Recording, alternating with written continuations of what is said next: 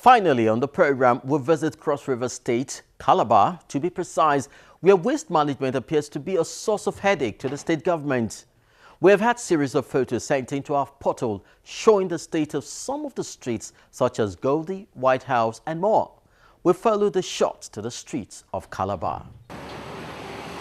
The city of Calabar, Cross River State capital, is located at the south region of the state. Our city reckoned to be one of the cleanest in Nigeria. The serenity enjoyed by residents here is believed to be an attraction to tourists and investors who visit the state. The status, however, is being threatened as Eyewitness reporters kept sending in pictures of heap of refuse littering the streets of the city to the Eyewitness portal, which according to them is a strange development. We set out to have a first-hand experience of the situation, which this administration appears to have inherited. Ordinary keke cannot even pass.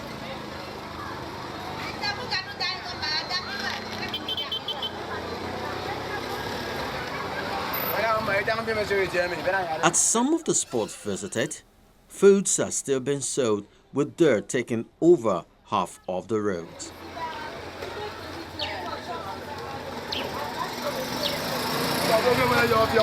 The concern of the state governor has remained glaring as he also embarked on a tour of some of the dump sites days after our visit.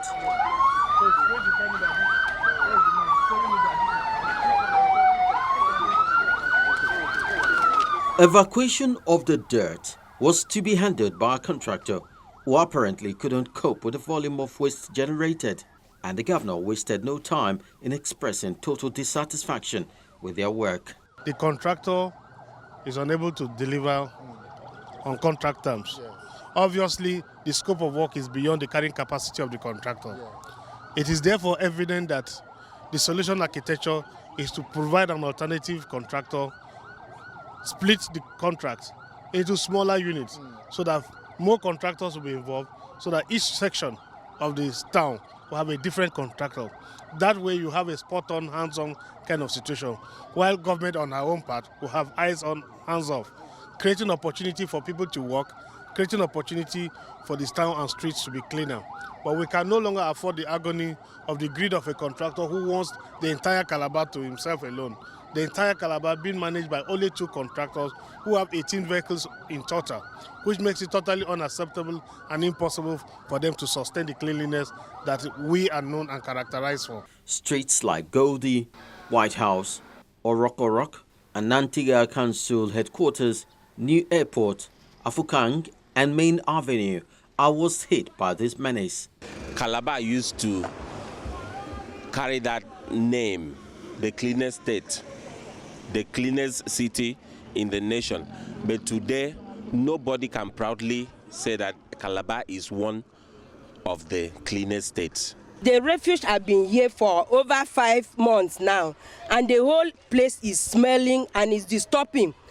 The job to get the environment fit for habitation rests with the Ministry of Environment.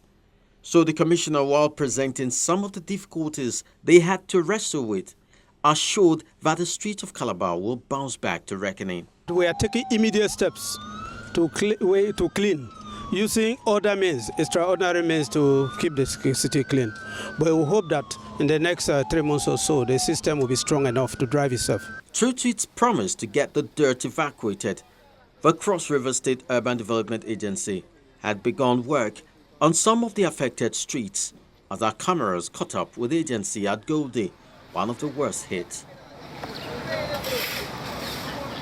Residents in this area are appealing for more evacuation bins to serve them, as the ones made available do not serve the population within the access.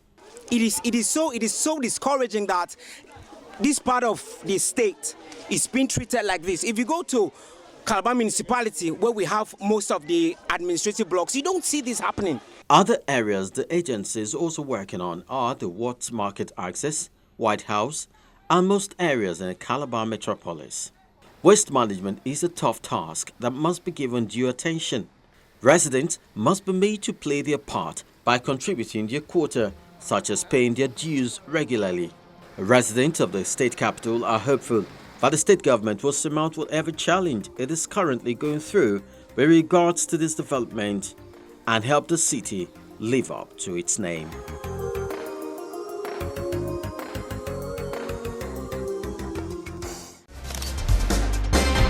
Our Eyewitness portal is always there for your use. First step is for you to download our Channels TV app to your iOS, Android or Windows devices. Tap on the app and then swipe to reveal the menu. Look for Eyewitness, tap on it, then follow the simple steps to have your photos or videos uploaded. Let's see some of the photos and videos you posted for the week. Amechi Elonye sent in a picture of a family allegedly brutally murdered on Sunday, 13th of May in Agbo, Delta State.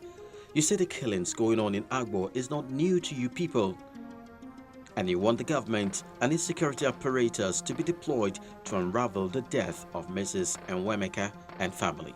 Next is a photo sent in by Fakoyede of a man in handcuff in a fuel station in Lagos. He alleges he was set up and handcuffed by the DP of Isheri Police Station in Lagos and RRS over trump-up charges he sold fuel above normal pump price.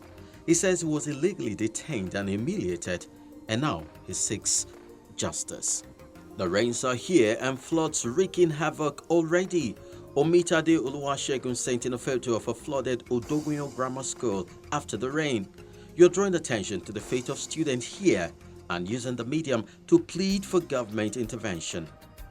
Akimbola Adewale, your lanes caught the Foworogi Bridge at Idioson, Ibadan, completely overtaken by flood. You claim it has also taken life over the years.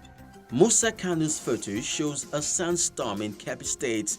It's high time the people took precautionary measure. Oyabambi Adekunle photo also points to motorist nightmare as flood takes over Ijesha along Oshodi Road in Lagos.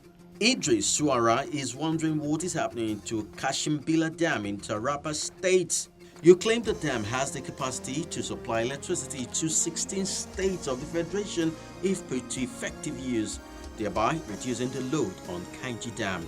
You want the federal government to continue with the project and not leave it abandoned. Abudu Fatai wonders why two telephone masts are closely sighted among clusters of buildings at Tony Azije Street in Ogudu GRA. You say these portends danger of storm-induced collapse on residential building. Lagos State Government, please take note. Enyinta Clifford sent us photos of a protest by Ebonyi State scholars in Manchester City over non-payment of their tuition fee. You wonder why the government left you stranded. Haruna Ibrahim, your photo shows the dilapidated state of a classroom in Toyawa Kafin Hausa local government area in Jigawa State. You say it leaves the teachers and students in a very precarious situation, and as such, you're calling on the state government for intervention. This video shows the pains of residents of Ifelodun Street, Babaoba Idimo Road in Alimosho. Emmanuel Otu, who sent in the video, blames it on the fence of the Jonathan estate, which he also claims has blocked the drains. Don't forget, your phone or tablet could win you a spot to be celebrated as our Eyewitness Reporter of the Month. All you need to do is to document positive events or development around you. Then upload the video to our Eyewitness portal. Included should be your story. Always add your name, location, and a form of contact like phone numbers or email so we can get in touch with you. Remember, that story could get you farther. This is where we drop the anchor on Eyewitness Report for the week. We expect that you keep your end of the bargain by sending in those photos or videos. And be sure we'll keep our eyes on you. Till next week, I'm Chris Elems. Bye-bye.